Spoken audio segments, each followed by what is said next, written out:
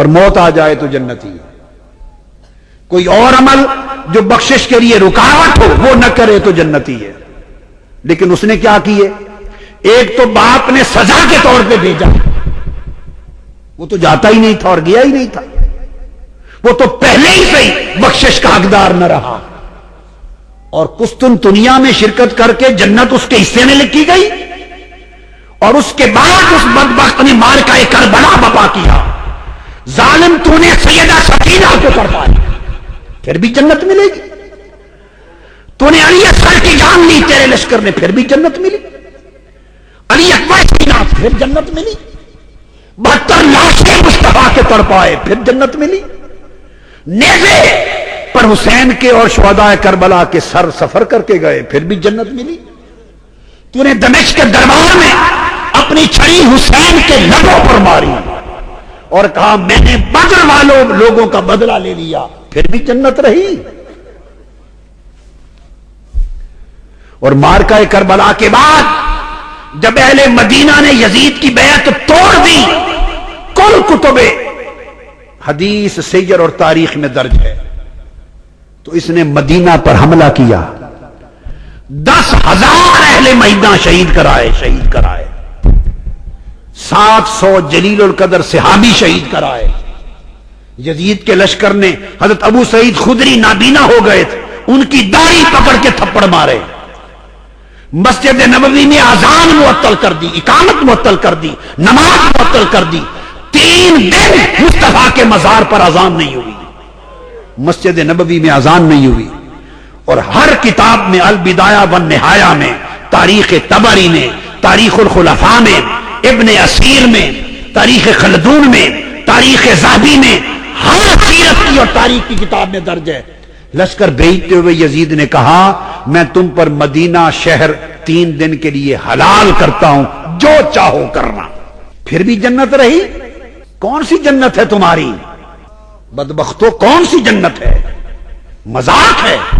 اگر تو جنت مصطفیٰ کی ہے اور بانٹنے والے اس کے حسن اور حسین ہیں اور فاطمۃ الزہرا ہے، پھر اس جنت کی بات کرتے ہو؟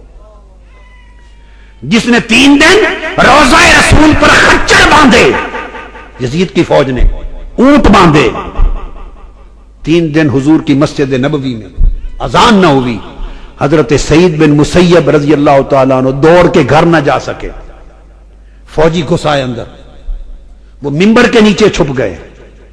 حضرت سعید بن مسیب تابعی، وہ کہتے ہیں خدا کی قسم 3 دن تک حضور کی قبر انور کے پاس میں چھپا رہا، کیونکہ اذانیں تو ہوتی نہیں تھی، نماز بند تھی، خچر گھوڑے باندھ دیے تھے، تو نماز کے وقت کا مجھے پتا چلتا تھا، قبر مصطفیٰ سے اذان کی آواز آتی تھی۔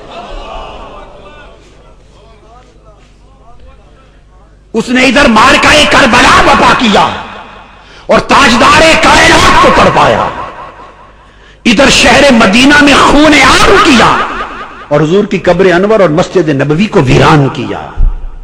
اور پھر اس کے بعد اس نے لشکر بدلا اور مکہ پر حملہ کیا، مکہ پر، اور منجنیق کے ذریعے پتھروں سے بارش کی اور خانہ کعبہ کا غلاف اور خانہ کعبہ کی چھت اور کعبہ جلا دیا۔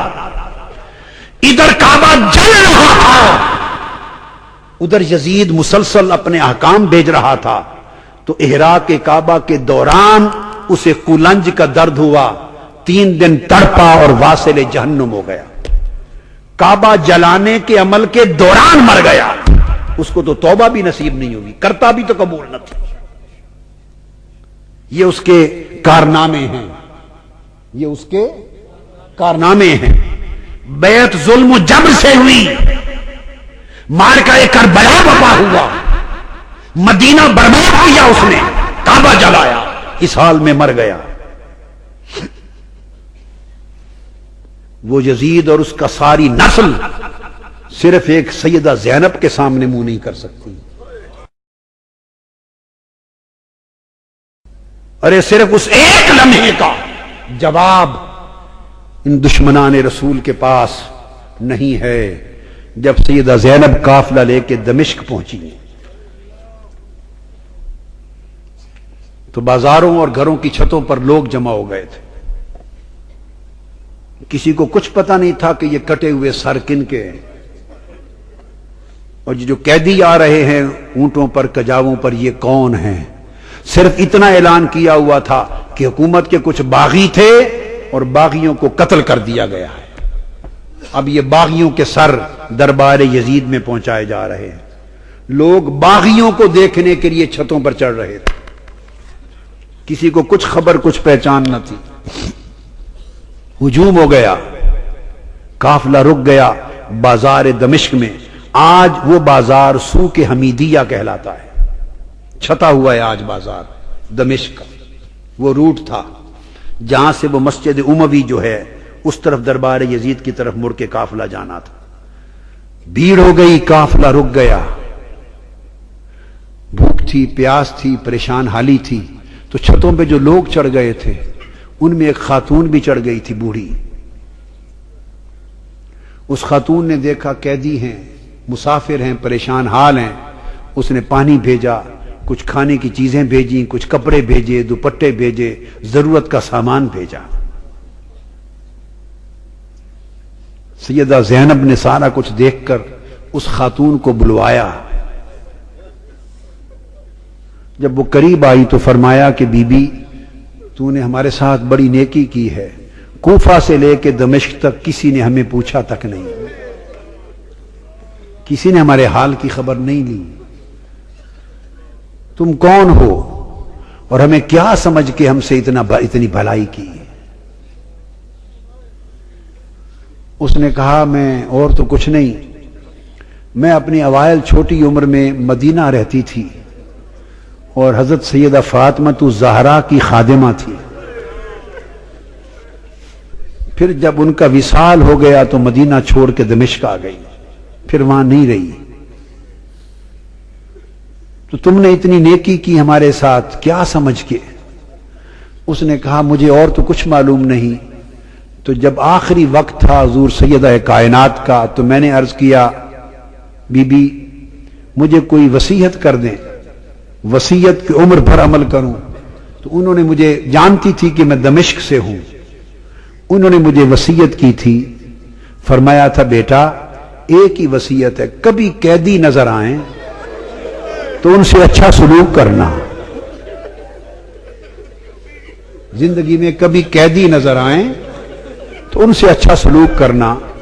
میں نے تو دیکھا ہے قیدی ہیں اور مجھے ان کی وصیت یاد آئی ہے، زندگی میں پہلی مرتبہ موقع ملا ہے تو میں نے سیدہ فاطمہ الزہرا کی، اپنی مخدومہ کی، میں نے نصیحت پہ عمل کر کے قیدی جان کے تو یہ سارا کچھ کیا ہے۔ سیدہ زینب رضی اللہ تعالی عنہا اور سلام اللہ علیہ فرمانے لگی اللہ تیرا بھلا کرے، تجھے اجر دے، بتا تو نے ہم سے اتنی نیکی کی، بھلائی کی، ہم تیرے لیے کیا دعا کریں، کیا صلہ دیں؟ ہم تو اس وقت خود مسافر ہیں، قیدی ہیں، لٹے ہیں، مظلوم ہیں، بے یار و مددگار ہیں، ہم تیرے لیے کیا دعا کر سکتے ہیں؟ اس نے کہا بی بی میری ایک ہی آرزو ہے عمر بھر کی، وہ دعا کر دیں۔ پوچھا کیا آرزو ہے؟ اس نے کہا جب میں وہاں سے چلی تھی تو سیدہ فاطمہ الزہرا رضی اللہ تعالی عنہا کے چھوٹے چھوٹے شہزادے تھے، حسن حسین اور بی بی زینب، چھوٹے معصوم بچے تھے۔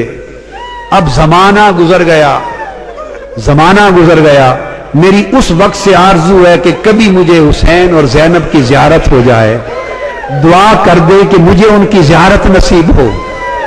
بی بی زینب نے فرمایا تیری دعا قبول ہو گئی، میں زینب ہوں جو قیدی ہوں اور جس کا سر کٹا نیزے پر دیکھ رہے ہو یہ حسین ہے۔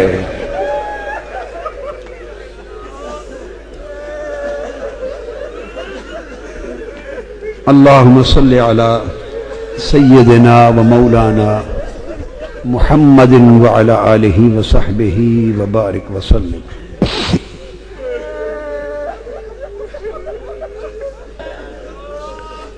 پھر سیدہ زینب قافلہ لے کر جب دربار یزید میں پہنچی ہیں تو اس بدبخت نے حکم دیا کہ یہ جو قیدی ہیں میرے سامنے پیش کیے جائیں، اور گستاخانہ انداز کے ساتھ سیدہ زینب اور سیدنا امام زین العابدین کی طرف مخاطب ہوا. آپ کے ساتھ وہ ضعیفہ مائی تھی